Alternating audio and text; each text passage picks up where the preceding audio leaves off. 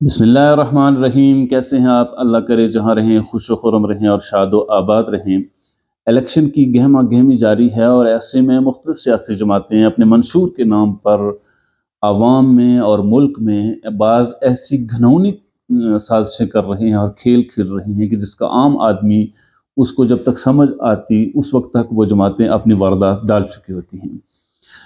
گزشتہ الیکشن میں 2018 میں مسلم لیگ نون کا منشور تھا ووٹ کو عزت دو، اور اب مسلم لیگ نون کا منشور ہے ملک کو نواز دو۔ دونوں میں بڑا فرق ہے۔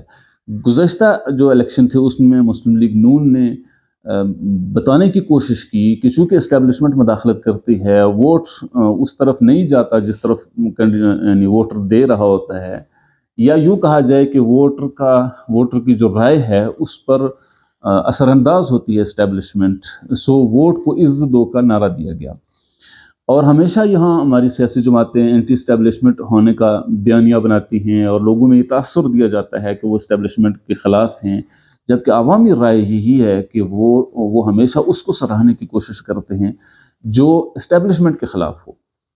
لیکن المیہ یہ ہے کہ یہ عوام یہ سمجھنے سے قاصر ہے کہ اسٹیبلشمنٹ کے خلاف ہے کون، یا اسٹیبلشمنٹ کے خلاف رہ کر کون سیاست کر سکتا ہے۔ مختلف اوقات میں ہر سیاسی جماعت کا یہی وتیرہ رہا ہے کہ وہ کسی نہ کسی طرح سے اسٹیبلشمنٹ کے ساتھ مل کر ایسے چلے کہ اس کے لیے اقتدار کے راستے ہموار ہوں۔ اگر وہ پیپلز پارٹی کے ساتھ رہے تو اسٹیبلشمنٹ اچھی ہو جاتی ہے، عمران خان صاحب کے ساتھ رہی تو وہ جنرل باجوہ کو بہترین ڈیموکریٹک جنرل کہتے تھے، اور ان کے ایک ممبر پارلیمنٹرین نے کہا تھا کہ جنرل باجوہ تو قوم کا باپ ہوتا ہے۔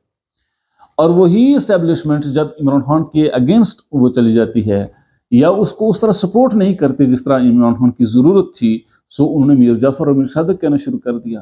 یہی المیہ ہے نون لیگ کا کہ ان کو 2018 میں اسٹیبلشمنٹ سوٹ نہیں کر رہی تھی، سو انہوں نے اسٹیبلشمنٹ کے خلاف ووٹ کو عزت دو کا بیانیہ دے دیا۔ اب چونکہ یہ بتایا گیا ہے اور یہ سمجھ آ رہا ہے، سامنے نظر آ رہا ہے کہ ان کے لیے راستے ہموار کیے جا رہے ہیں، سو نواز شریف صاحب کا، عمران خان صاحب کا اور یوسف علی زرداری اور بلاول بھٹو زرداری، یہ سارے کے سارے لوگ ایک ہی سکے کے مختلف رخ ہیں۔ یہ الگ بات ہے کہ لوگوں کے دل و دماغ کے ساتھ کون کھیلنے میں بہتر ماہر ہے وہ بڑا سیاستدان بن جاتا ہے۔ جو لوگوں کے دماغ سے زیادہ بہتر کھیل کر اپنے اس پوشیدہ جو اس کی چال ہے اور جو پوشیدہ اس کا منصوبہ ہے اس کو چھپا کر وہ چیز باور کرانے میں کامیاب ہو جاتا ہے جو وہ لوگ چاہتے ہیں، سو وہ کامیاب ہو جاتا ہے۔ سو یہی بات ہے نواز شریف صاحب کی۔ 2018 میں اینٹی اسٹیبلشمنٹ ہونے والا نواز شریف آج اسی اسٹیبلشمنٹ کی بیساکھیوں پر آ کر اقتدار میں آنا چاہتا ہے، اور انہوں نے ایک بڑا بلنڈر کیا ہے۔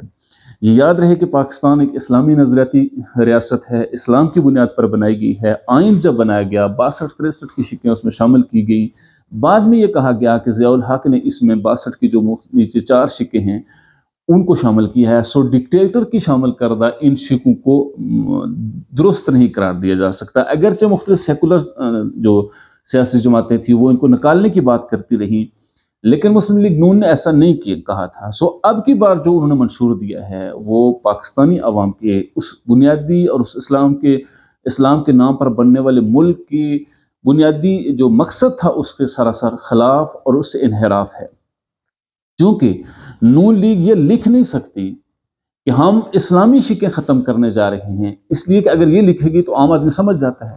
اب انہوں نے ایک ایسے خوبصورت انداز سے اس چیز کو اپنے منشور میں شامل کیا ہے کہ ایک عام آدمی کو یہ سمجھ بھی نہ آئے اور وہ اپنا کام بھی کر دے۔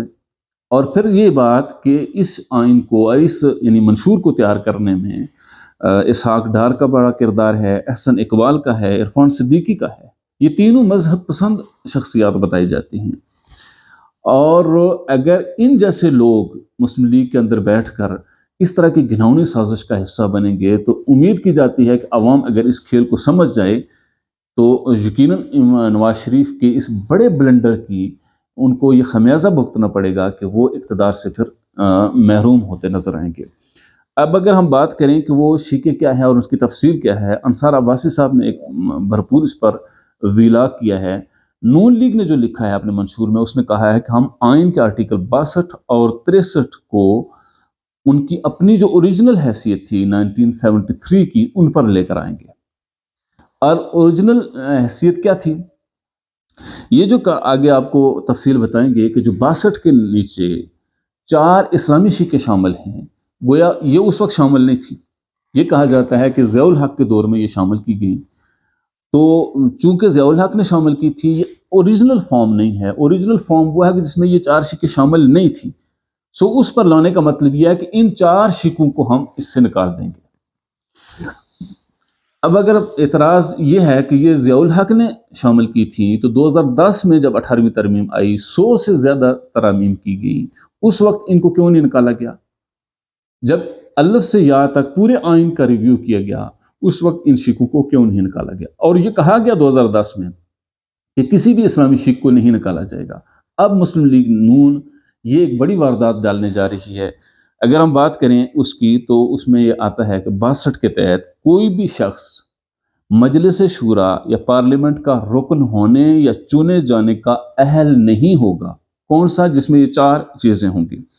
نمبر 1، وہ اچھے کردار کا حامل نہ ہو اور عام طور پر احکام اسلام سے انحراف میں مشہور ہو۔ اچھے کردار کا حامل نہ ہو اور احکام اسلام سے منحرف ہونے میں مشہور ہو، یہ آدمی ممبر پارلیمنٹ نہیں بن سکتا۔ اب اس کو نون لیگ نکالنے کی کوشش کیوں کر رہی ہے؟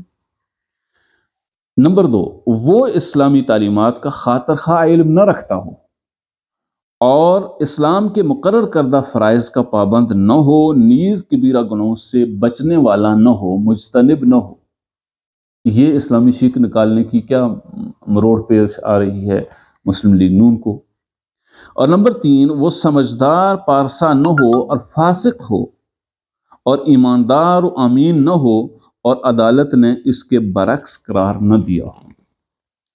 اور نمبر 4، اور قیام پاکستان کے بعد ملکی سالمیت کے خلاف کام کیا ہو یا نظریہ پاکستان کی مخالفت کی ہو، ایسا شخص بھی ممبر پارلیمنٹ نہیں بن سکتا۔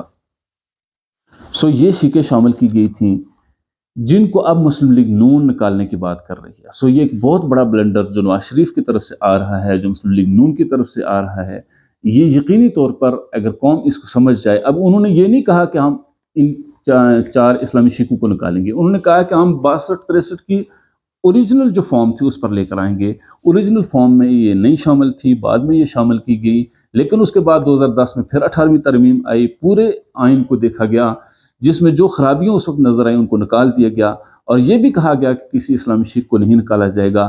اب مسلم لیگ نون کیوں اس کو نکالنا چاہتی ہے؟ یہ امید کی جاتی ہے کہ اگر عوام اس کو سمجھ جائے تو وہ مسلم لیگ نون کا تیا پہنچا کر سکتی ہے۔ ہماری ویڈیو کیسی رہی؟ اگر آپ کو پسند آئی تو اسے لائک اور شیئر ضرور کیجیے۔ السلام علیکم ورحمۃ اللہ وبرکاتہ۔